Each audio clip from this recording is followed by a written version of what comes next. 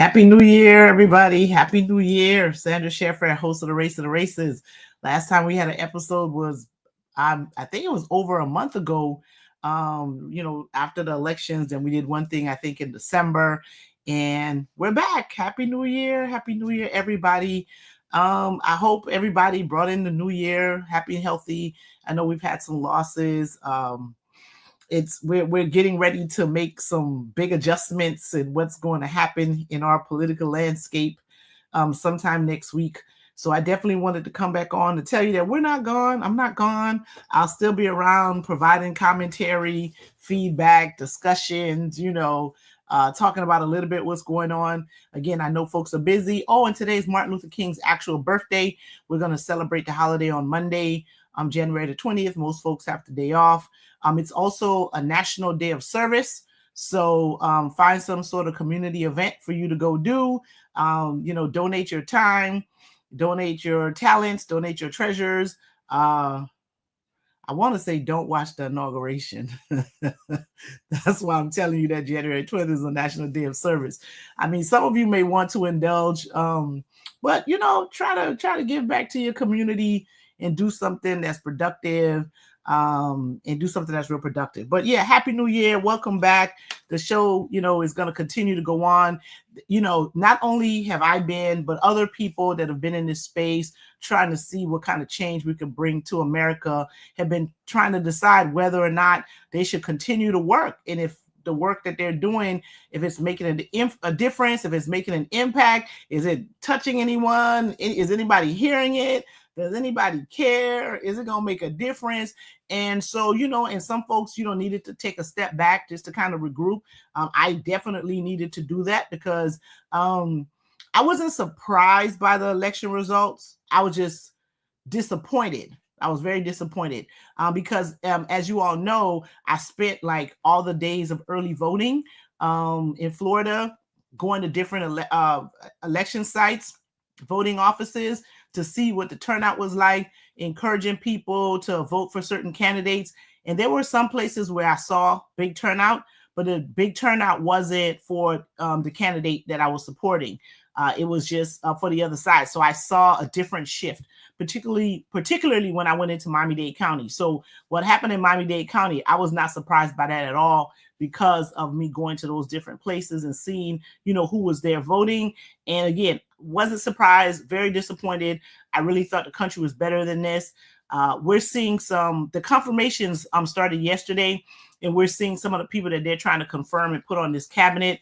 And again, I just thought we were just a lot better than this. So we'll see how this all goes. Jasmine Crockett had said something about buckle up, Buttercup, because it's going to be a rough 4 years. I believe that. I believe that. Not that we can't survive it and that we're going to get through it, but don't expect it to be very peachy 4 years of experience, 4 years of, good experiences, particularly since things are going to get hot and heated day one, right? So I don't know what he's going to do first, but he's going to do something that's just going to put folks in a frenzy. So we'll see what exactly that is. Again, so for people who are just joining, Sandra Sheffer, host of Race of the Races, we talk about all things race and politics. We're going to do some national stuff today. We're going to talk a little bit about some local politics that's going on. We're going to give some advice about brace yourself for the inauguration, what's coming as early as next week. Our governor, thanks to one of our community activists, Aretha Wimberly, she sent me a video to let me know that our governor was holding a press conference. That I think that was yesterday. It might have been yesterday, or it might have been Monday. But she sent me a video on a press conference that our governor had, and I was like, "Oh, this what we doing?" So he basically said he's going to figure out ways in which the state can support President-elect in some of the things that he wants to do, particularly the things that are relating to immigration. And that's one of the topics that they at least the Republican Party believes that the president has a mandate on, and that's why they reelected him, because of the position that he's taking on immigration. Remember, he said there's going to be mass deportation. They're going to be going into people's houses. They're going to do all of these things. And there were folks who, who many thought were allies that would have voted against this, that voted for this. And I really just don't think they understand what that's going to look like and what the consequences of that will be. So our governor basically said he's going to encourage sheriffs, law enforcement, for them to continue any of the immigration efforts. So if someone gets arrested, they don't have proper documentation, he wants them to make sure they transfer them to the custody of Department of Homeland Security and to try to effectuate their deportation. And he's like, there's going to be no discretion. There's no sanctuary cities in Florida. Florida's not a state. And basically, he believes that the president is going to basically give a mandate that the entire nation gets on board with the immigration policy and enforcement and making efforts to remove people from the United States. So this is going to be a very interesting experience for folks. The part of it for me that folks should be cautious of, and it should make them think twice, is this idea of being able to just go into people's homes and get folks that they think are there that are illegal, right? And there's some communities that supported these efforts that I think are going to be surprised, because, they might come to your house and that might not have been the day they'd have been in your house. Because, you have cousins, relatives, people that come, they have things that they probably shouldn't have. Every now and then some of us got some goons in our families or whatever, and that might have been the day they're at your house, and now you have law enforcement all in your space, and it can have a consequence, right? They come into your house, somebody has a controlled substance on them, or maybe just too much of it. They may start saying that your house is a drug hole, and they're going to come try to take your stuff too. So there are some consequences that are a lot more far-reaching than this idea of just, we're going to, get all of the bad hombres out of the United States and send them back. There's a little bit more than that.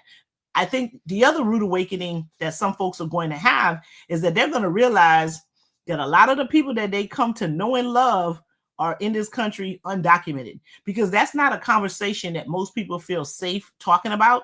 So you don't share that information with everybody right? And people can present as though, and not even that they present, they've really been in the country a very long time. So for all practical purposes, they are, or they feel as though they're American, even though they don't have the documentation to support that. So I think folks are going to start realizing that some of the people that they know and love are in this country without proper documentation. And when they see someone close to them or someone they know is a good person getting all mixed up and categorized with all of these folks that they say that are bad, draining the country, not contributing in some sort of way, they're going to be a little bit more sympathetic about what it is that the administration is trying to do.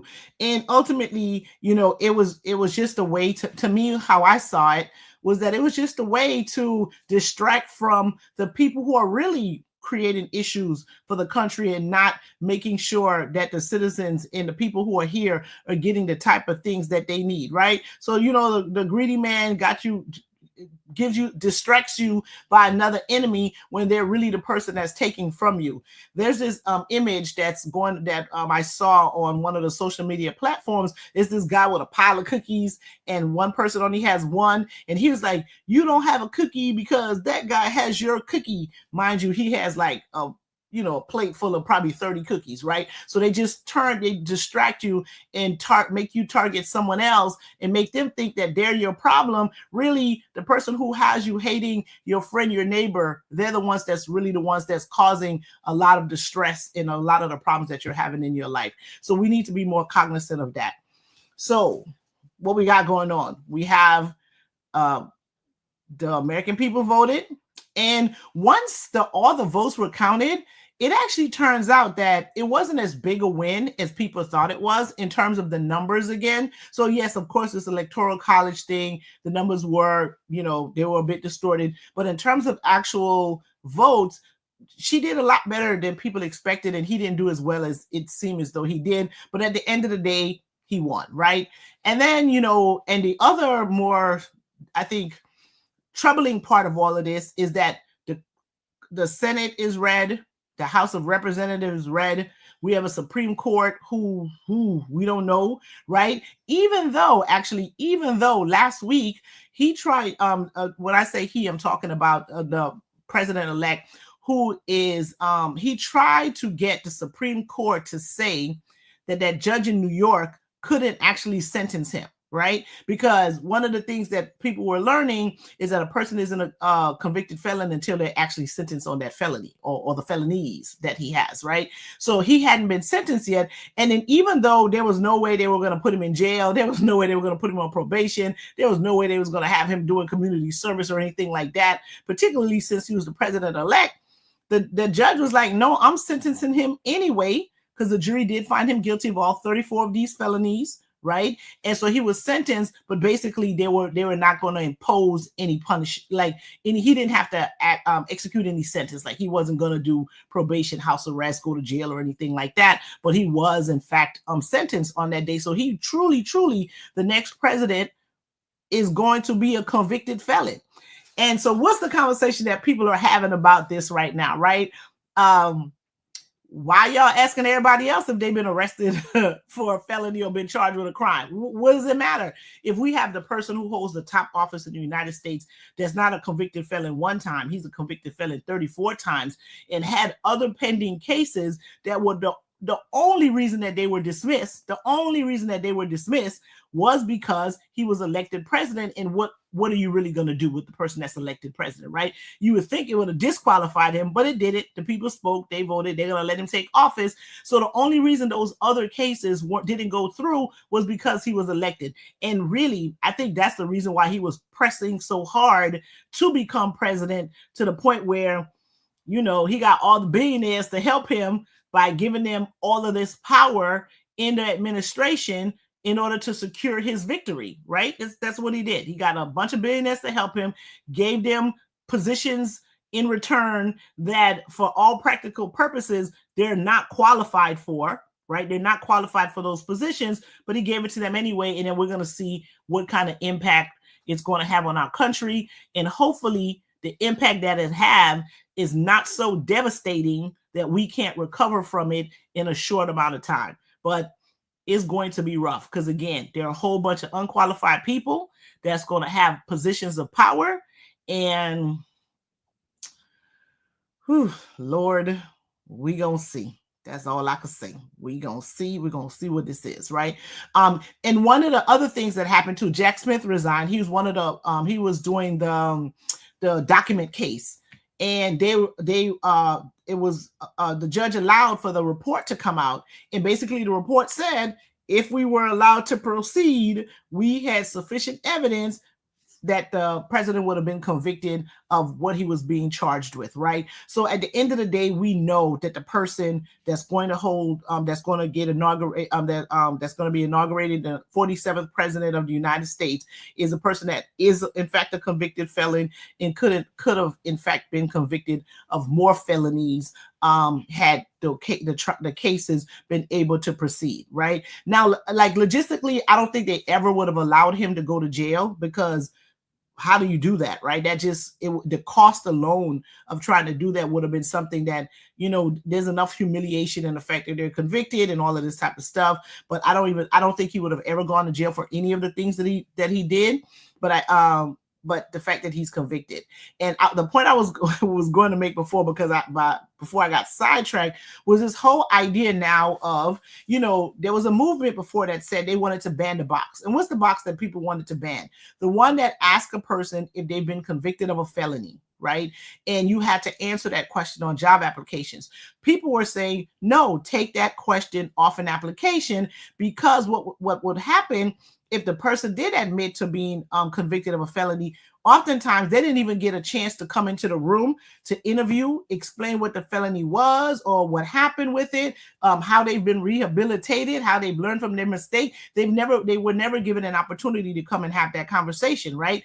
So what did Americans just do? The Americans just allowed the person who was charged and convicted of felonies to make the case as to why it is they should be able to hold the top job in the United States. So if we've allowed the person who has the top job in the United States and has a lot of influence around the world to make their case to allow them to get a job that they applied for by giving them an opportunity to come into the room and explain why you should hire them anyway, why is it that we shouldn't just give other individuals who may, for all practical purposes, probably qualified for a position? They should have an opportunity to go into the room too, and go into the room, speak, explain, present their case, let you know what their skill sets are, and then maybe you would hire them instead of them not even having a chance to meet anyone to make the case on why they would be the best person for the job. So we'll see what happens moving forward with the decision that was made to allow the person that has the top job in the United States to be someone that's convicted of at least 34 felonies and could have been convicted of more. So will employers be more willing to just give people an opportunity to come in and speak and make their case on why they've either learned from their mistakes, they are in fact the best person for the job, what it is that they were charged or convicted of isn't as bad as it seems on paper, So we'll see if they'll be able to do that. So January 20th, it is Inauguration Day. But for those of us who wants no parts of it, it is a national day of service. Find a way that you can serve. I'm doing an event with the unhoused on that day, somewhere in Broward, giving out toiletries, clothing, and stuff to the unhoused community. So I will be engaging in acts of service on that day. I will be in front of nobody TV watching none of it. I'll get the lowlights on the news or across my news feed somewhere. And there's also been, so apparently Michelle Obama says she ain't going either. She's like, no. Now, I don't know if she should have not gone to Jimmy Carter's funeral because, he was a man who's done some really good things. Maybe I've been avoiding the news just a little too much, I think, where I didn't get her reasons for not going. So somebody can tell me why it is that she didn't go. She may have had a good reason for not going. I don't know why she didn't go there. But I do know why she don't want to go to this inauguration. I understand that because remember, he's the person who didn't go to Biden's administration. He was on a plane flying out of D.C. before the inauguration even started because he was such a sore loser. He didn't want to go. So please, people, don't fix your mouth to go say nothing about Michelle Obama making a decision not to go to his inauguration because he was the president leaving office and he didn't show up, right? And she 8 years away from all of this, all right? So, and she was not the president, so she don't need to go there. Leave her alone. She don't got to go. She didn't want to sit next to, she didn't want to go to the inauguration because she didn't want to sit next to Trump. That's a good reason not to go. I wouldn't go either, That's a good reason not to go, and I wouldn't want to go either, right? So I want to hear no talk about what kind of bad person she is. She's not rising above it. She's the one who said, because she did say, when they go low, we go high. In this instance, she's like, listen, I ain't going, and we respect you. But I did want to see the fashion, though. I really wanted to see what she was going to have on that day. But I'm going to have to we're going to miss out. We ain't going to see what fly outfit she's going to come up with because she put Sergio Hudson on the map when she came out with that burgundy coat, boy, I tell you, right? So we didn't even know about Sergio Hudson before she wore that outfit. Then all of a sudden, Mr. Man just blew up, right? So I would have loved to seen the fashion that she brought that day, but I totally respect and understand why she wants no parts of the shenanigans, right? And shenanigans it is, because most folks can't go. Apparently, the dinner itself is $1 million to go to the dinner, to the inauguration dinner. Can you imagine $1 million? What they serving? It's gonna be interesting, y'all. It's gonna be interesting. It's gonna be interesting. It's gonna be interesting. And I don't think interested in a good way. But, so the other thing that I want to say too, so they're making all of these decisions. They got all these grand plans. Apparently he got like anywhere from 100. I've heard anywhere from 100 to 140 executive orders that he's going to sign as soon as he get there. I don't know if he's going to try to sign 140 documents the first day or like the first 100 days, but Mr. Man got a whole bunch of things he's just going to put into place. But what I do know, because I was practicing immigration law when, when he was a president from 17 to 21, right? What I do know is they always come out with these grand plans and these things to do because they sound good. But when it's time to execute, it is not realistic and it's not as simple as they say. So with all of these things that they're talking about, sending all these people back, getting all, they may start off guns blazing. They may get a few people in the beginning, but they're going to reassess and reevaluate that so many times, because that is nowhere near as easy as he think it's going to be. People are not going to just give up on their lives and their homes and their family without a fight, and I'm not saying like it's going to be a physical fight. What it's going to be is it's going to be a fight in court. There's going to be litigation for days.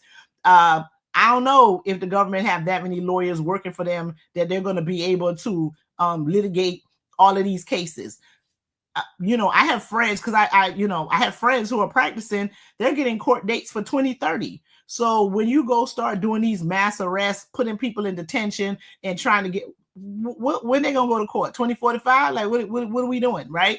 So we'll see how realistic all of these grand plans are that they have. And part of the real problem is that most of the people that are making these decisions and that want to establish these policies, they're not trying to establish these policies or do these things from a good place of really trying to make the country better, create better opportunities for Americans in the United States. They're operating from a place of hate, right? They're operating from a place of hate, a place of discrimination, a place of like no empathy, no anything, right? Since that's what they're doing, that's why a lot of what they're trying to do is going to fail, because it's not really about doing the right thing. It's about, they're just being hateful. And so what they're doing isn't fully thought out, and is going to be a problem. It's going to be a problem. It's going to be a problem. So y'all, buckle up, Buttercup. As Jasmine Crockett said, buckle up, Buttercup, because it's going to be a rough ride. And then also our state, we live in Florida. Our governor is going to try to be his number one fan or his right-hand man, even though he's not, because he's going to go ahead and try to get in his good graces. I don't know what for. Well, I do know what for, because he wants to run for president in 2028. And I think he believes that the attitude that we have right now, the attitude right now is going to continue, which I think people are going to get sick of it. Well, at least I want to believe people are going to get sick of it, right? Because I want to believe that we're better than this. And I think a lot of people were reacting to whatever it was, and they made some decisions that they started to regret fairly early. Because I remember right after the election, people were Googling, how can I change my vote, right? Because they soon realized, like, oh, shoot, right? We made a mistake. And they're going to start feeling the mistakes. And what we got to try to do is mitigate all of what's going to happen in order for us to be able to recover when it's over. Because at least once he's done this time, unless we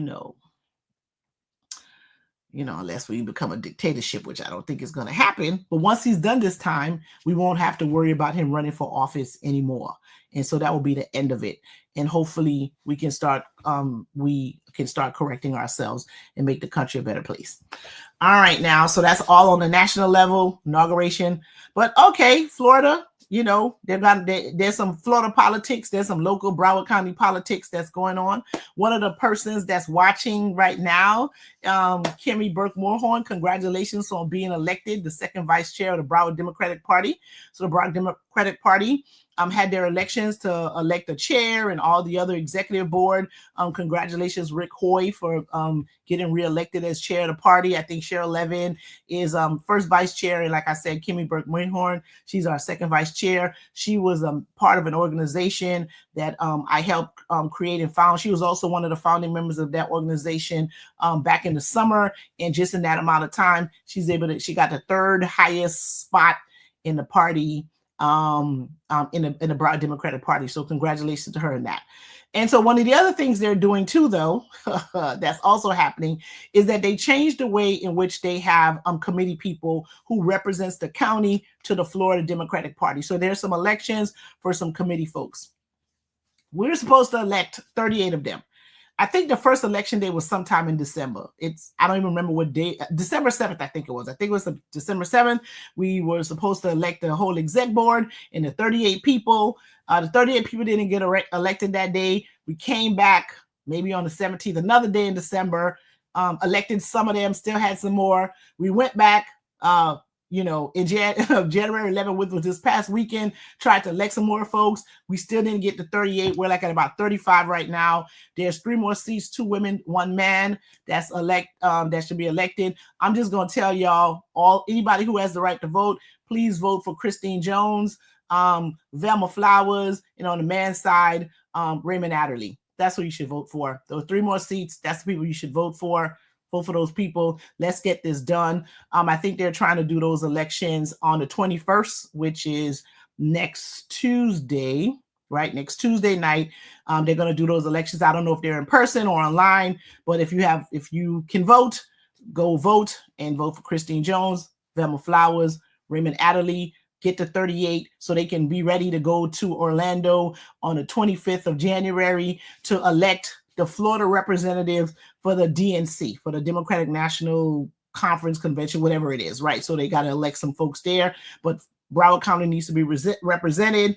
And all of these other folks who was, campaigning against so many people because, they just like that, get it together, get those women elected, create some for real diversity to really represent Broward County, because the makeup of those committee folks, those 38 folks right now, it's not representative of Broward County, but okay, it's not representative. It really ain't, and y'all know that, but that's okay. That's who got voted in, so it is what it is, right? However, we're down to the last few people. Let's just go ahead and get this done. Give those sisters their space and their flowers, because they've been committed to the party, doing work for 30, 40, 50 years, right? And it's not that they don't know it, and not that they're not deserving. They're deserving of those spots. So show up, get quorum, vote for them, and stop all of the nonsense that's been happening for the longest, right? Some of you may have known that I was running for one of those seats, but once I realized that the numbers weren't there for me, I went ahead and withdrew, because it was causing too many different because you have to get 50 plus 1, and it was just messing with the numbers. So it was better that we had a smaller pool. So I went ahead and withdrew from that consideration, which is okay, because I'm more about the party than for myself. I can't say that for everybody, but I'm truly about the work, the party, instead of just myself, right? All right. So those of you that have the right to vote on whatever, I think it's going to be on the 21st that this election is taking place. Christine Jones, Velma Flowers, Raymond Adderley. Just go ahead, get it done, so we don't look, at least the county doesn't look completely foolish when they head over to Orlando and they don't have the 38 people that they have. Mind you, Miami-Dade did their election in one day and elected all 38 of their people with maybe a little bit of problems, but nothing close to what's happening in Broward. So Broward County, do better. And you really should do better, because you guys were the only county in the state that turned out 78, 79, almost 80% of Democrats to vote during the presidential election. So if you could do that, you really should be able to do this, right? So let's continue the good work. Let's keep the county blue. Even though, so we got another problem in the party, right? So we had apparently there was at least one fake Democrat that got elected, Hillary Cassell. She just got elected in November to represent her district as a Democrat. She gets over to Tallahassee and flips the script and tell people, and then said, oh no, because of a particular issue. And I'm not going to get into that because, she's entitled to have whatever, right? She said, but based on that particular issue, she decided she no longer wanted to be a Democrat. She's a Republican. However, Clay, one of the young men that was running against her, he tried to warn folks that she was, in fact, a Republican that donated to Donald Trump's campaign and a whole bunch of stuff, and people weren't listening, and they went ahead and voted for her, and she gets herself over there before session even starts, and she switches her party from Democrat to Republican. I seriously doubt she'll get reelected again. when she comes, because they run those seats every 2 years. I mean, she's not the only one who did that. Another woman on the west coast of Florida did the same thing. Got elected as a Democrat. Probably like the next day decided she was like, well, probably was already a Republican, announced, I'm going to say not decided, announced that she was going to switch parties and become a Republican. And that we don't need. So that's something that the Democratic Party has to do better at. They need to do a better job of vetting the people who claims that they are Democrats and they want to represent the party. And we just have to do a better job in that, because those kind of things shouldn't happen. And definitely Florida legislature, they don't have any room for that. The Republicans already have a super majority there. They don't need any more Republicans. They really don't. What we need to do is get more Democrats elected. So we need to do a better job at that. And the way you do that is get good folks that are doing good work, that knows how to organize and get people out to vote in order for them to go ahead and vote those things. And they're better at candidate selection too. It's not all just a fan club and they're picking their friends or people that they like to run for office. They're really voting for people who truly is about the work of the people, right? So we got to do a better job at that. So that was a little update on that. School board meeting, I think, is January 22nd. Yep, there's gonna be a school board meeting. We're gonna see how that go. At least they didn't sell no schools last year. So let's see how the school board goes. That's also a body that doesn't represent the diversity that exists in Broward County. But I'm going to hope that the women that are there will still do what's in the best interest of the students and the children that's in that county, regardless of the fact that, there's not a lot of diversity on the board. I don't care what y'all say. It's true. Be mad. Y'all already mad. So, I mean, how much more mad are you going to get, right? So you're already mad. There's really not true diversity on the board. It's not representative of the county. But I hope, even though that's the case, that the women who are there, they're still able to do what's best for all of the children in Broward County, not just the ones they like, all of the kids in Broward County. So we talked school board. We talked that old Saturday inauguration that's going to happen on Monday. But you guys are going to be doing service, right? National Day of Service. Go find something to do. Go feed some people. Buy some clothes. Distribute. Do something. Go to a soup kitchen. Go to Camilla's house. Go do something. Don't watch that TV on Monday. All right? So the show, hopefully I'll be back every week again, talking about some stuff. And I definitely want to come back next week, because I want to, maybe do a breakdown of the inauguration and see what's going on. So we'll talk about that. Oh, and yeah, they're starting to confirm all the clowns that have been yesterday. They had that Pete guy, the Fox guy yesterday. They had the Fox guy yesterday with his confirmation hearings or whatever. I didn't get to see all that. And then today was Pam Bondi rewriting history about all the things that she's done. And I was like, wow, that's some good spin on how you saw the things you did. You get charitable donation money donated to your campaign. That ain't no problem.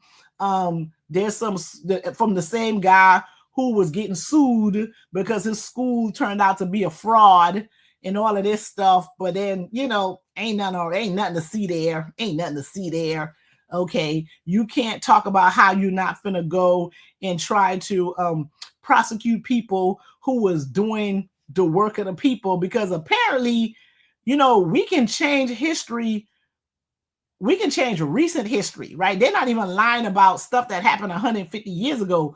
They're trying to lie to y'all in your face about something that happened 4 years ago that you guys all saw. Okay, this is what's happening. They lied to you in your face about something that happened 4 years ago that you all saw, right? And so she can't even say that she's not going to go and try to prosecute those people that was doing what they really should have done, because even though they want to act like that was just a tour of the White House or whatever, not the White House, the Senate building, that was a tour. No, that was an attempted coup d'etat on American government, and that's all it was, right? Yes, we do have First Amendment rights to assemble, petition our government, freedom of speech, and all of that, but that crossed the line. And if that's not an example of crossing the First Amendment lines, I don't know what it is, y'all. I don't know what it is. So I'm gonna leave it right here. I'm gonna keep trying to get the shows and keep them down to a reasonable amount of time. Somebody is sending me oh, my brother's sending me something. We gotta get a phone from my mama. She doesn't like all the spam calls that are coming, so he sent me a message about the phone from my mom. But okay, all right. So thank you all for your time. Thank you all for your time. I will see you guys all next week, and we gonna talk about what that inauguration looked like, right? We're gonna talk about what that inauguration looked like. So like, share, subscribe. The show also streams on YouTube. Go over and subscribe to the YouTube channel. Like the Facebook page. I think you can like or follow it. You know, whatever one of those things, do both if you can, because we're trying to get the subscription numbers up in order for us to continue this message. I'm definitely going to have some guest co-hosts coming on like the next couple of weeks, because we're going to have a lot to talk about. I am telling you, we're going to have a lot to talk about, and we're actually going to really need to have these conversations so we don't drink or spend way too much money on therapy. So we're going to need to have an outlet to have this conversation. So yeah. See you guys next week. Have a good one. Stay safe, and good night.